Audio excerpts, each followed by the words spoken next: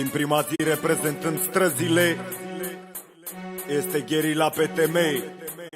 Fii atent, Cadi. Fii atent, frate, Husenii s-au adunat acum. Doar că poate așa o să ne facă și le spun. O dăm cu fiecare dintre voi parte în parte. Indiscutabil și direct trecem la fapte că nu e nicio trupă mai unită decât noi. Că noi n-am început niciodată un război. Că noi vă luăm la pul atunci când nu aveți măsură. Fără să dăm nume, vă simțiți futuva în gură. Lumea vă aude, poate unii chiar vă cred de-aia. Stau așa, mă uit la voi și mă încred. Oare cât o să rezist să nu vă dau măcar o palmă? Poate o iau asta și vă caut cu armă de foc.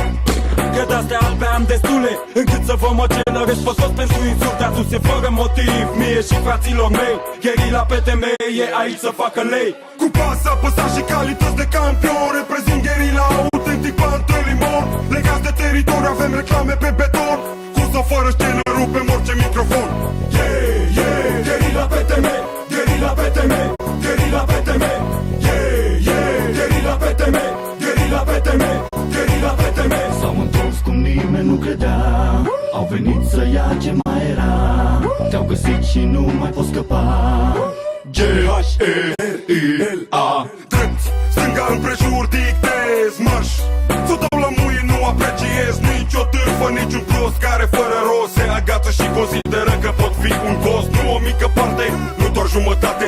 Luăm tot ce vrem și ceva în plus, poate. Fără greșeală nu e loc de proști pe aici. Tu trebuie să fii atent la ce zici, că eu vreau să fac bani cu frații mei.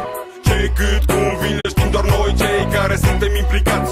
Uite de întrebare, există rezolvare la orice colaborare. Unii aleg bine, alții au ales rău și se duc pe pulă zi de zi, e rău, tot mai rău. Eu și acum sunt în direct cu străzile. Reprezint gherila pe teme. Cu pas apăsat și calități de campion. Reprezint gherila autentic